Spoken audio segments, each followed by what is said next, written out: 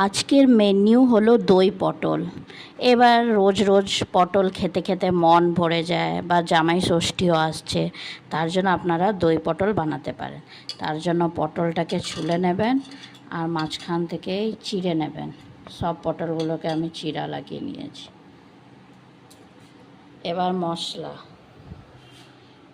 আপনি কি কি দেবেন তার জন্য কাঁচা লঙ্কা, টমাটোর, এটা হলো আমন্ড, দুটো এলাচ আর জিঞ্জার, এগুলোকে বেটে নেবেন। আর এটাকে আপনি সাদা তেলে হালকা নুন দিয়ে ফ্রাই করবেন। এই যে মশলা, এটা একদম নিরামিষ হবে কিন্তু। এই যে পটলটা ভাজছি, এবার দই পটলের জন্য মাদার ডেয়ারির দই নিয়ে নেব। এই যে আপনি কোনো দই ব্যবহার করতে পারেন, আর এই রেসিপিটা পুরো নিরামিষ হবে।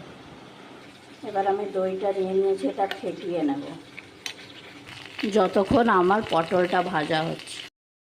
এবার আবার রিফাইন দিলাম, তেজপাতা দিলাম আর জিরে দিয়ে দিলাম, তারপরে এই পেস্টটা দেব।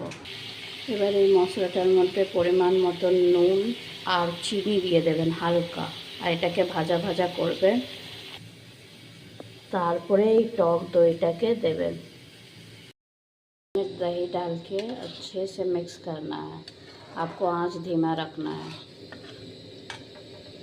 देन फिर हम ये पटल दे देंगे, तो हमारा बन जाएगा dahi patal. And in Bengali we call it dahi patal, जो कि प्योर वेज है। ये देखिए कैसे उबल रहा है। इसमें थोड़ा सा घी और गरम मसाला डाल के आप सर्व कीजिए।